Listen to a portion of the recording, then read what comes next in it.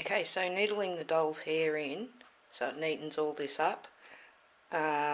Normally you would use a doll hair rerouter, is what they call the tool. Unfortunately I cannot get one anywhere here where I am, so I've made my own. Put that down.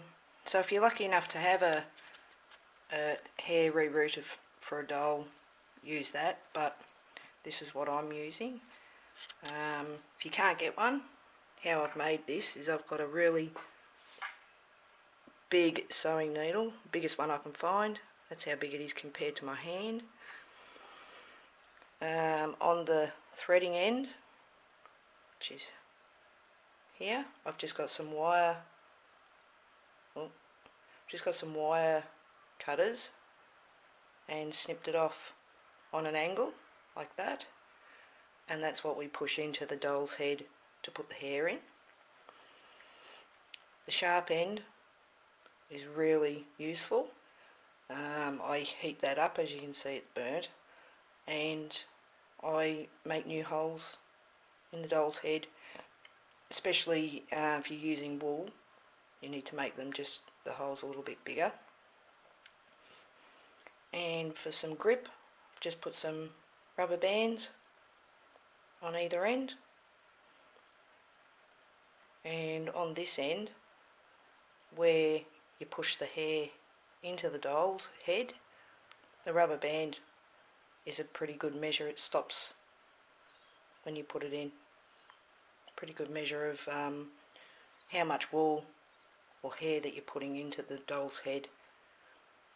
So that's my makeshift tool. Works, and that's the main thing, I suppose. So I'll show you how to use it. Okay, so to put the hair in so it's all nice and neat and tidy, what I do is I get my needle, sharp end, and I heat it up just with a lighter.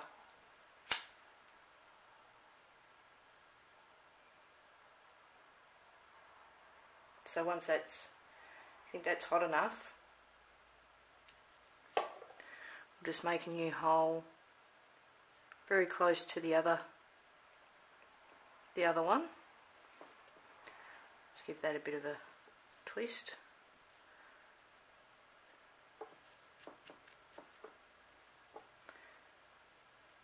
Okay, so this end is still going to be very hot, so when I turn this over, I hold it here, not up here.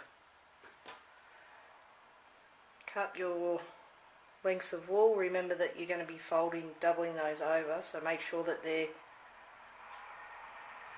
long enough, and then get it round your finger like this in the middle. Get the longest part of the needle and just get that in the middle, and the longest part of the eye here where I've cut it, I put into the hole and just bend the other piece in. It's pretty hard work, and just push it all the way in, and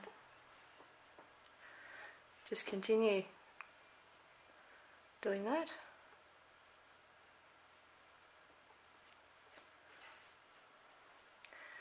And yeah, you just continue going around here.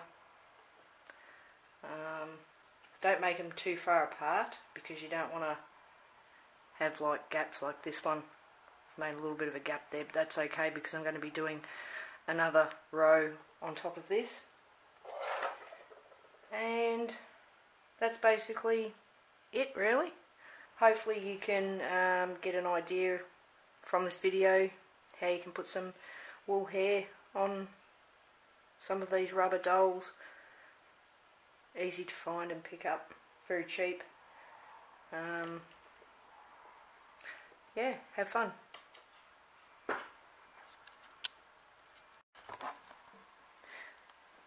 Okay, so after needling some more of the wool on, I then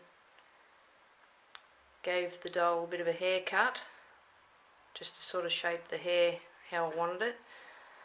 And that's basically it. I just find gluing most of the hair on is a lot quicker.